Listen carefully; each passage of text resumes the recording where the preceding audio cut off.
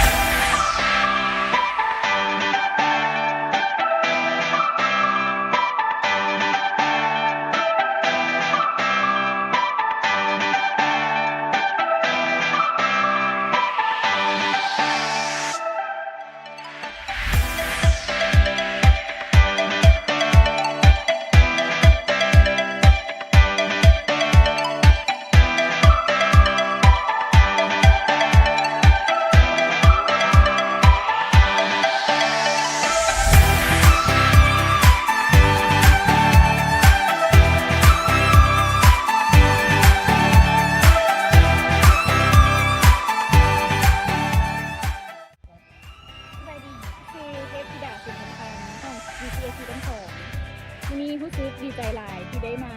บริจาคของให้น้องๆและเล่นกิจกรรมโดยและสำหรับน้องก็รู้สึกตื่นเต้นมากเนาะที่ได้เงินกับน้องๆได้บริจาคของทั้งห้วนทั้งเวกับทั้งเมืองวันนี้คือว่าได้มาเฮ็ดกิจกรรมร่วมหมู่เนาะคือว่าอยู่ในห้องเรียนภาษาจีนมีความตื่นเต้นหลายแล้วก็รู้สึกดีใจหลายที่ว่าได้ช่วยน้องๆนักเรียนเล็กๆน้อยๆในกิจกรรมครั้งนี้สบายดีข้าพเจ้าวัดไทยมาถึงเอฟภาคภาษาจีนโรงเรียนโลกุตเกี่ยวกับตอนนี้ผมไปกว่าคุณร้อยหลายแล้วก็แบบไม่ได้เอามาบริจาคเพียงให้กับน้องๆโรงเรียนเรากินเงินประสิทธิ์ของเราไปดีข้าพเจ้าคือบริการเทมารัตวันนี้เราสุขภาพภูมิใจทางห้อนทั้งมีความสุข